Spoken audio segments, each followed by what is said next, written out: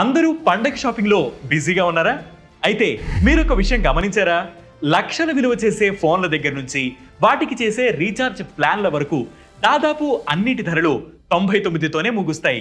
అసలు దాని వెనుకున్న కారణం ఏంటి? ఈరోజు ఎందుకు ఏమిటి అలారో తెలుసుకుందాం.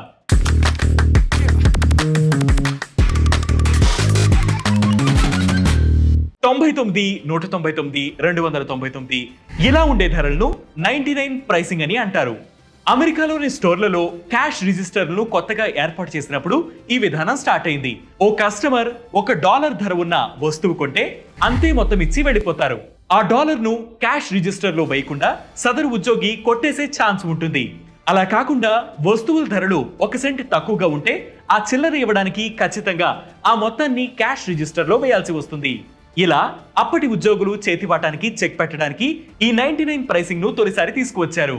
చిల్లర ఇవ్వడానికైతే ₹1 పెంచడమో ₹2-3 తగ్గించడమో చేయొచ్చు కదా.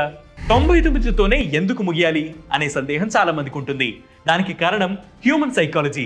సాధారణంగా మనుషులకు లెఫ్ట్ డిజిట్ ఎఫెక్ట్ ఉంటుంది. అంటే మనం ఏ సంఖ్యనైనా ఎడమ నుంచి కుడికి చదువుతాము.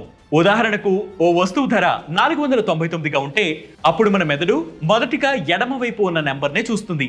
దీంతో దీని ధర 500లో లేదు, కేవలం 400లోనే ఉందన్న సంకేతం మనకు అందుతుంది. నిజానికి తేడా ₹1 అయినా ఆ సమయంలో మన మెదడు ఆలోచించే తీరు వేరుగా ఉంటుంది.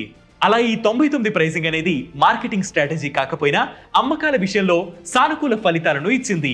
ఇంతేకాకుండా 99తో ముగిసే ధరల గల వస్తువులు ఎక్కువగా సేల్ అవుతాయని అనేక పరిశోధనల్లో వెల్లడైంది. వస్తువుల ధరలను 99తో ముగించడం వల్ల ట్యాక్స్ పరంగా కూడా కలిసి వస్తుంది. ₹1 తగ్గించడం వల్ల చాలా వస్తువులకు ట్యాక్స్ మినహాయింపు లభిస్తుంది. ఇది ఈ 99 ప్రైసింగ్ వరకున్న కథ.